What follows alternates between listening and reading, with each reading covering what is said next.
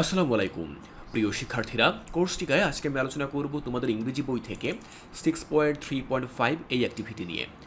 এখানে বলা হয়েছে read the informal writing part in the box in activity 6.3.3 and then read the following informal text. বলা হয়েছে প্রথমে তোমরা ইনফর্মাল রাইটিংয়ের উপরে যে লেখাটি পড়েছো ইতিমধ্যেই অ্যাক্টিভিটি 6.3.3-তে সেটি তোমরা আবারও পড়ো এবং তারপরে তোমরা এখানে একটি ইনফর্মাল টেক্সট দেওয়া রয়েছে সেটি তোমরা পড়ো। শিক্ষার্থীরা, তোমরা যদি তোমাদের মূল বইয়ের ৮৮ নম্বর পৃষ্ঠায় আসো তাহলেই মূলত তোমরা এই ইনফর্মাল টেক্সটটি দেখতে পাবে।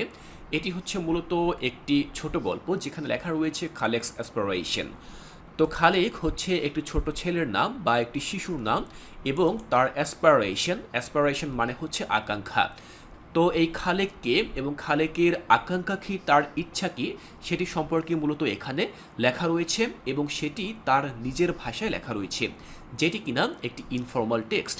আমরা এখন এটি বাংলায় অর্থসহ বোঝার চেষ্টা করব। খালেক বলছে, hi, my name is Khalek, আমি খালেক।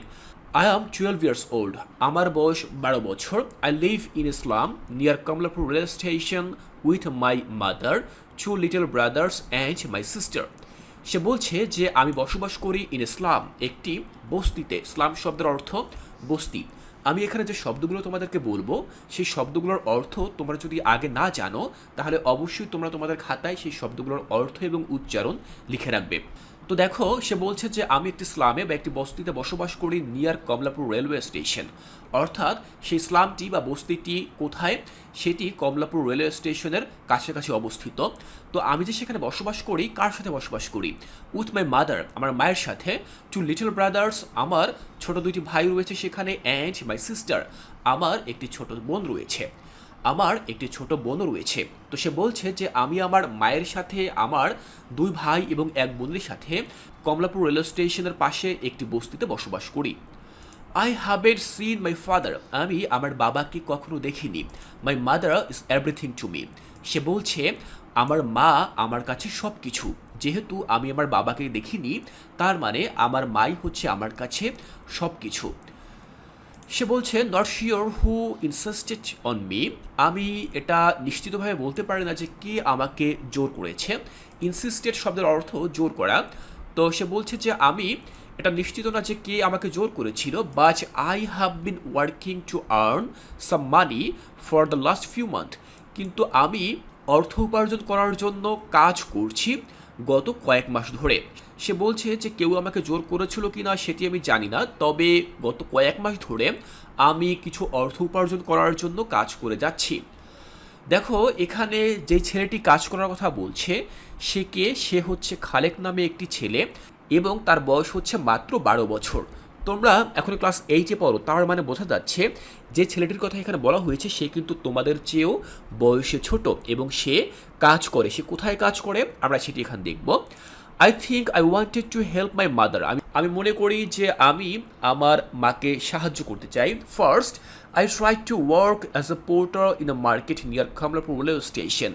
প্রথমে আমি চেষ্টা করেছিলাম কাজ করতে অ্যাজ এ পোর্টার, অর্থাৎ কুলি হিসেবে। কুলি মানে এমন লোক যারা মাথায় ভার বহন করে, অন্যের ব্যাগ বা বস্তা ইত্যাদি বহন করে দেয়। তো প্রথমত একজন কুলি হিসেবে আমি রেলওয়ে স্টেশনে কাজ করতে চেষ্টা করেছিলাম। The work was too hard for me, কিন্তু সেই কাজটি আমার জন্য খুবই কঠিন হয়ে যায়।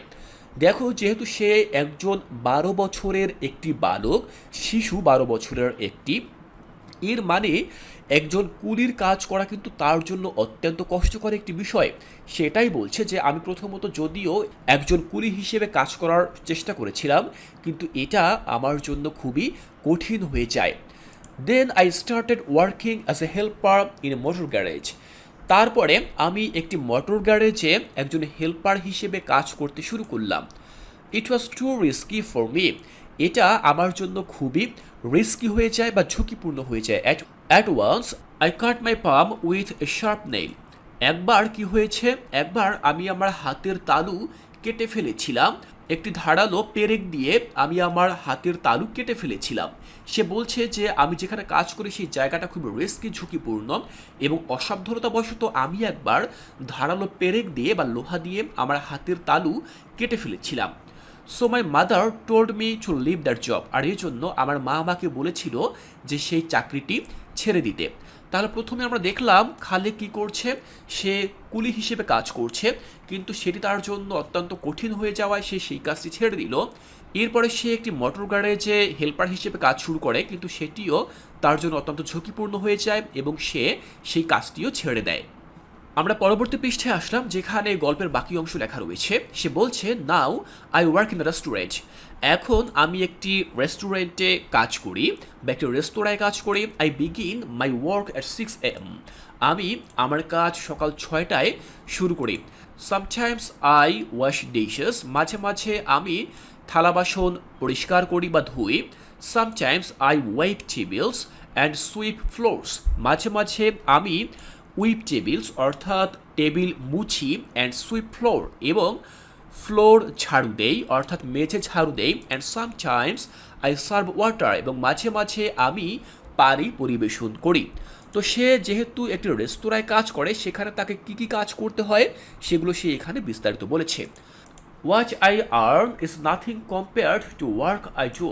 দেখো, সে খুবই কষ্টের একটি কথা এখানে বলেছে যে হোয়াট আই আর্ন, আমি যেটি আর্ন করি বা উপার্জন করে, is nothing compared to the work I do, এটি আমার কাজের তুলনায় কিছুই না। এর মানে হচ্ছে সে একজন শিশু হিসেবে যেই পরিমাণে কাজ করে তাকে কিন্তু সেই পরিমাণে পারিশ্রমিক দেওয়া হয় না। সেটাই বলছে যে আমি যে পরিমাণে উপার্জন করি তা আমার কাজের তুলনায় কিছুই না, তার চেয়ে আরও বেশি পরিমাণে পরিশ্রম আমি করে থাকি, কিন্তু আমার উপার্জনের পরিমাণ খুবই কম। As there is no fixed salary for me, যেহেতু এখানে আমার জন্য কোনো নির্ধারিত স্যালারি নেই বা বেতন নেই, I always gate a little amount of money, আমি সবসময় খুবই অল্প পরিমাণে টাকা সেখান থেকে পেয়ে থাকি। But my MD like me very much, কিন্তু আমার যে এমডি রয়েছে অর্থাৎ সেই রেস্টুরেন্টের যিনি এমডি, যাকে বিস্তারিতভাবে বলা হয় ম্যানেজিং ডিরেক্টর, তিনি আমাকে অনেক বেশি পছন্দ করেন বা ভালোবাসেন। Many children like me come to the restaurant with their parents with a view to eating food. অনেক শিক্ষার্থী এই রেস্টুরেন্টে আসে তাদের মা বাবার সাথে with a view to eating food অর্থাৎ খাওয়ার উদ্দেশ্যে। ভিউ টু মানে হচ্ছে উদ্দেশ্যে। তো কোন উদ্দেশ্যে তারা রেস্টুরেন্টে এসে থাকে? তাদের মা বাবার সাথে খাওয়ার জন্য তারা এই রেস্টুরেন্টে এসে থাকে। সিইং দেম, তাদেরকে দেখে, I sometimes wish I could have that opportunity. দেখো, সে বলেছে যে এটি দেখে মাঝে মাঝে আমারও ইচ্ছে হয় যে I could have that opportunity, যে এমন একটি সুযোগ যদি আমিও পেতাম। খালেক সে মনে মনে চিন্তা করে এই সকল বাচ্চাদের দেখে যে তারা তাদের মা বাবার সাথে এই রেস্টুরেন্টে খেতে আসে। তো সে চিন্তা করে বা ভাবে যে আমিও যদি এমন কোনো সুযোগ কোনোদিন পেতাম। তো যাই হোক, তখন সে বলছে, there is a school just opposite the restaurant I work in. আমি যেখানে কাজ করি বা আমি যে রেস্টুরেন্টে কাজ করি ঠিক তার বিপরীত দিকেই একটি স্কুল রয়েছে। I see the students come and go. আমি দেখি শিক্ষার্থীরা আসে এবং যায়, studying, playing and having fun with each other. তারা পড়ালেখা করে, তারা খেলাধুলা করে এবং তারা একে অন্যের সাথে মজা করে। I feel sad that I don't have that opportunity. সে বলছে যে আমি খুবই দুঃখ অনুভব করি বা এটি দেখে আমার খুবই কষ্ট লাগে যে I don't have that opportunity, আমার এ ধরনের কোনো সুযোগ নেই বা এমন কোনো সুযোগ আমার নেই। আমিও যে স্কুলে যাব, আমিও যে স্কুলে যেতে চাই, আমি খেলাধুলা করতে চাই, আমার বন্ধুদের সাথে মজা করতে চাই, এমন সুযোগ আমার নেই। ইয়েস্টারডে, গতকালকে, I was talking to my mom about going to school. গতকালকে আমি আমার মায়ের সাথে কথা বলছিলাম এই বিষয়টি নিয়ে যে আমিও স্কুলে যেতে চাই। One day we all me and my brothers and sister one go to school. একদিন আমরা সবাই, আমি, আমার ভাইয়েরা এবং আমার বোন সবাই মিলে স্কুলে যেতে চাই। Someday we will go surely. কোনো একদিন আমরা যাব, আমরা নিশ্চিতভাবে যাব। তাহলে আমরা গল্পের শেষে এসে জানলাম যে এই খালেকের অ্যাসপারেশন বা আকাঙ্ক্ষা আসলে ঠিক কী। খালেক খুবই দরিদ্র ফ্যামিলির একটি ছেলে। সে তার বাবাকে কখনো দেখেনি, মাকে নিয়ে এবং তার ছোট ভাই বোনকে নিয়েই তার সংসার। সে অনেক কষ্ট করে এবং কষ্ট করে তার ফ্যামিলিকে অর্থ উপার্জন করে সাহায্য করে। তো সে লেখাপড়া করতে চায়, কিন্তু কাজ করার জন্য সে লেখাপড়া করতে যথেষ্ট সুযোগ পায় না। আর এই জন্য তার মনের মধ্যে একটি ইচ্ছে যে একদিন সেও লেখাপড়া করবে।